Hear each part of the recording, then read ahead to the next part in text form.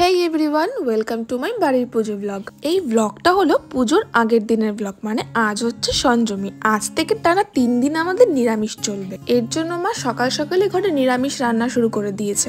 আমি কিন্তু খুব একটা নিরামিষ খাবার খেতে পারি না, কিন্তু খুব অদ্ভুত, আজ নিরামিষ খাবারের প্রতি আমার কোনো অভক্তিই নেই। মায়ের পুজোটা খুব মন থেকে করছি বলেই এমনটা হয়তো হচ্ছে।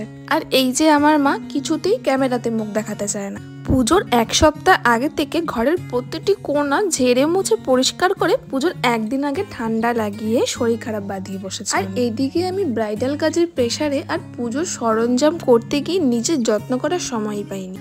তবে আমি রোজ এই গুড ভাইবসের উপট্যান ফেস প্যাকটা কিন্তু ঘরে আমি রোজ ইউজ করেছি। তাতে করে আমার অনেকটা ট্যান কেটে গেছে। আর এই যে এটা হচ্ছে আমার একটা মেইন ডিউটি। প্রতি মাসে আমাকে 2বার করে হলেও আমার মায়ের আইব্রোটাই ফেসিয়াল রেজার দিয়ে করে দিতেই হবে।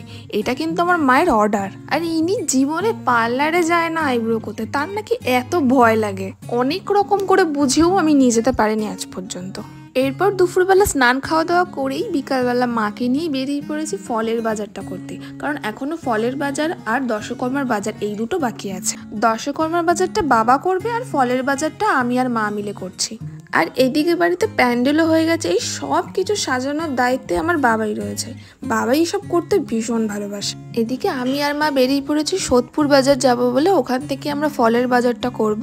আর এদিকে দেখো রাস্তায় এত ভিড়, তার কারণ হচ্ছে আজ থেকে আমাদের এখানে পানিহাটি উৎসব শুরু হয়েছে। তো এত ভিড়ের কারণে 10 মিনিটের জায়গায় আমাদের আধ ঘন্টা সময় লেগে গেল বাজারে পৌঁছতে। আর মা এদিকে ঠাকুরের জন্য কমলালেবু, শসা, আঙুর, কলার ফনা, আপেল, পেয়ারা, শাকালু সবকিছু বেশি বেশি করে কিনে নিয়েছে। কারণ অন্যান্য পুজোর তুলনায় কালী পুজোতে কিন্তু সব থেকে বেশি নৈবেদ্য হয়। তারপর এখান থেকে আমরা চলে গেছি ডাবের দোকানে। এখান থেকে আমি ডাব আর কলা গাছ নিয়েছি আর দাঁড়ঘটের জন্য।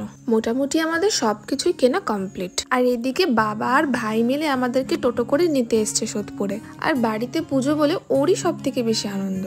তারপর বাড়ি ফিরে ভাই এত বায়না করছিল ওর সাথে একটু ব্যাডমিন্টন খেলতে হবে, তাই আমিও ওর সাথে একটু ব্যাডমিন্টন খেললাম। আর এদিকে বাড়ি ফিরেই মা সবকিছু নিয়ে বসে পড়েছে চেক করতে। সবকিছু লিস্ট দেখে চেক করে নিচ্ছে যে আর কিছু বাকি আছে কিনা। আর এদিকে দেখো মা সবকিছু সুন্দরভাবে পরিপাটি করে গুছিয়ে রাখছে, যাতে পরে আর কোনো কিছু খুঁজে পেতে অসুবিধা না হয়। আর এদিকে আমার দিম্মাও দুপুরবেলা ভাইকে নিয়ে চলে এসেছে।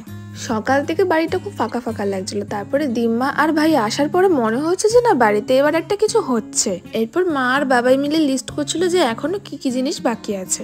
তো সকাল থেকে সারাটা দিন এভাবেই কেটে গেল। আর দেখো ঠিক পুজোর আগের দিনকার নাকে আমার একটা ব্রণ উঠেছে। কি আর করব বলো। তো চলো দেখা হবে আবার পুজোর দিনে। টাটা।